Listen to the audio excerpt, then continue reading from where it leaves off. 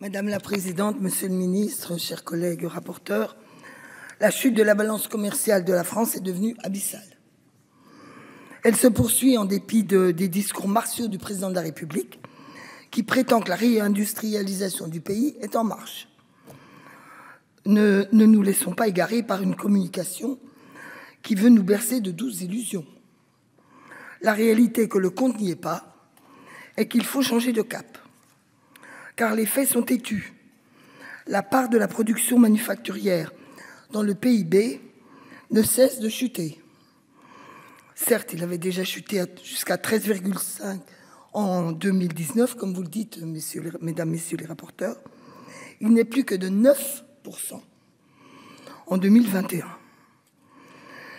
Notre pays est le dernier de l'Union européenne à égalité avec la Grèce. Oui, la principale cause de la dégradation du commerce extérieur est la désindustrialisation.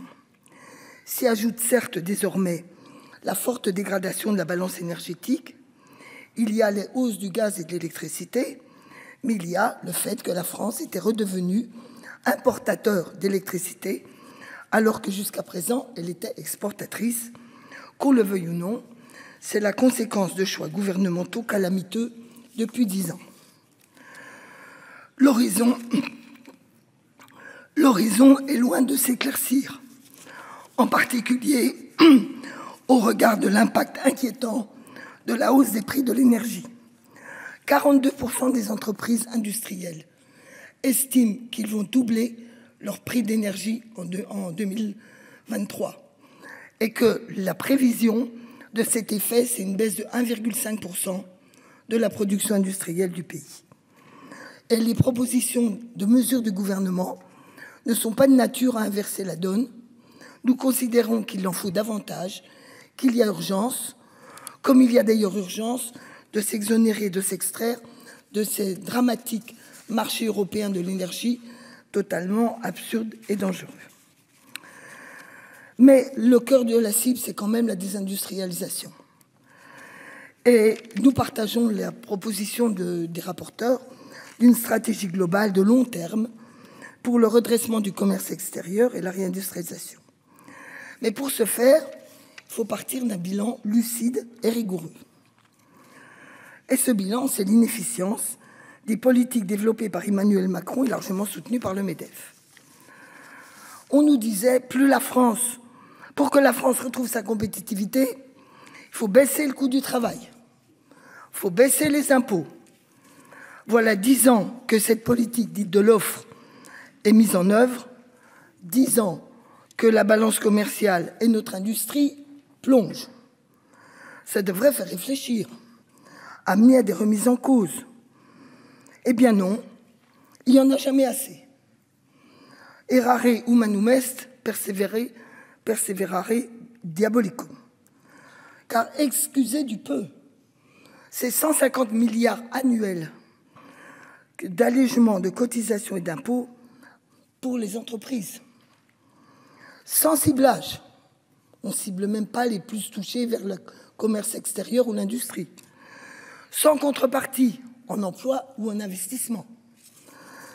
Et donc, nous estimons qu'il faut stopper ce gâchis d'argent public et réorienter ces crédits vers un soutien ciblé, durable, dans le cas de plans de filière et d'une véritable politique industrielle.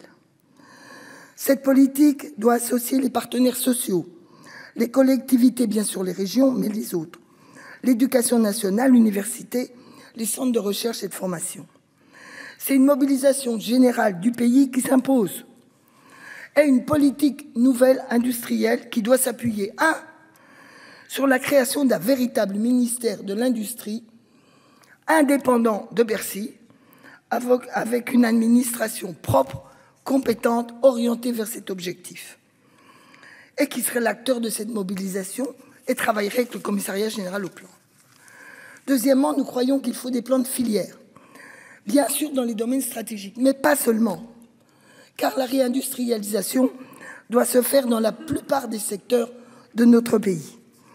Il faut donc évidemment par filière des plans qui graduent le soutien, l'effort, les aides Mais ne négligeons aucun secteur, car c'est bien la diversité du tissu industriel qui permet sa réindustrialisation, petites et grandes entreprises. Merci, cher collègue. Je terminerai pour non, merci.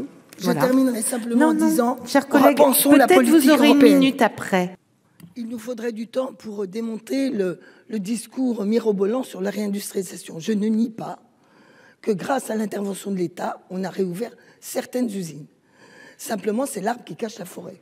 Parce qu'il y a des secteurs entiers qui sont en train de distribuer. Et franchement, la reconquête du médicament par le paracétamol seul ne suffira pas. Nos collègues l'ont très bien exprimé. Je voudrais surtout dire que tout le monde n'était pas béat devant la désindustrialisation, les syndicats en particulier. Mais c'est la conséquence de cette vision de la mondialisation heureuse, du libre-échange généralisé. C'était pas grave d'aller prendre en Chine parce que ça coûtait moins cher.